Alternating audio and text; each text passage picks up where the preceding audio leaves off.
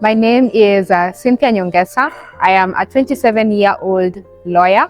I'm studying international law at the University of Cape Town as a Mandela Rhodes Scholar. Very soon I will also be an advocate of the High Court of Kenya, so I'm really looking forward to that. I have a digital platform called Cynthia Untamed, where I amplify the stories of young changemakers in Africa. And I also talk about issues related to development, sustainable leadership, sustainable policies, engaging with young people to have dialogues about these critical issues. And for me, this has evolved into an advocacy platform.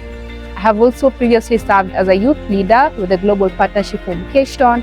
I've been a youth advocate with UNICEF, and I've also had the chance to talk about the issues of women on mainstream media with the BBC. I'm excited to be here in Lusaka, Zambia for the Indaba. I came here to talk about the keynote interventions we need to enable the girl child to thrive, specifically to address the issue of domestic financing, encourage governments to increase the budget allocations for girls' education, enable them to access free uniforms, access sanitary towels and extra books, and also guidance and counseling services. I've also had the chance to highlight the impact of COVID-19 on education, particularly on girls. So we saw, because of the COVID-19 pandemic, a lot of girls were left out of the education system because they either got pregnant, their schools were closed, they didn't have any psychosocial support. And we've also seen that a lot of girls were abused in their homes. So I've come to address this challenge, but also to call upon leaders, stakeholders, civil society organizations to keep talking about this, draft the policies that we need, and where the policies exist, then they must implement them.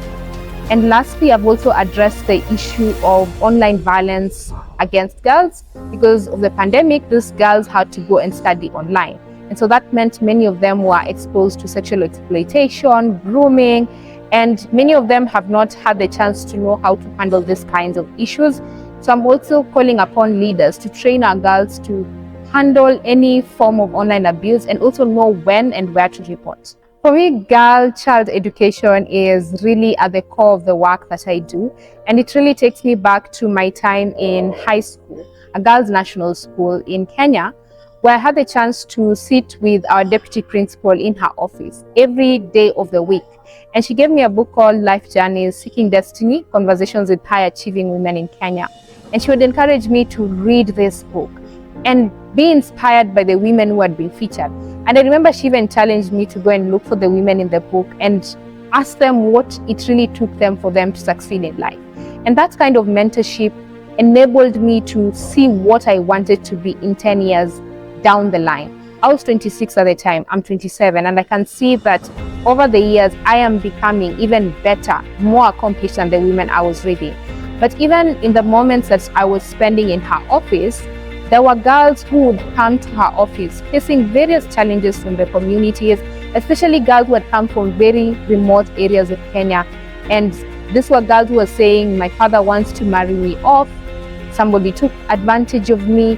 And the more I interacted with the work she was doing at that personal level, I really was inspired. And I just wanted to be like her. And I told myself, when I go to the university, I will find the necessary skills, the necessary knowledge I can get, so that I can also empower more and more girls like she was doing. So having the chance to interact with the girls she was working with at her office, girls who are vulnerable, especially girls who are coming from the most remote areas of the country, encouraged me to be a leader, take up leadership positions, draft policies. And I remember I decided that when I go to the university, I'll get the necessary skills and the necessary knowledge to empower even more girls, not just in Kenya, not just in Africa, but globally.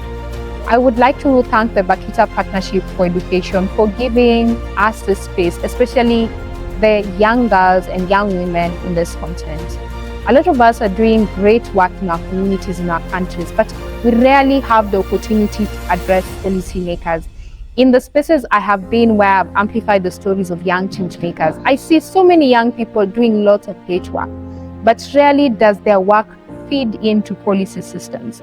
So as a young woman attending this conference, I see myself as a partner through the UNESCO SDG4 Youth Network, bringing my voice to critical policies that affect young women and girls, And I want us to see our countries implementing those policies, and where there are gaps, then we really need to address them. But also I'm here to push for the importance of using the justice system to address violence affecting women and girls.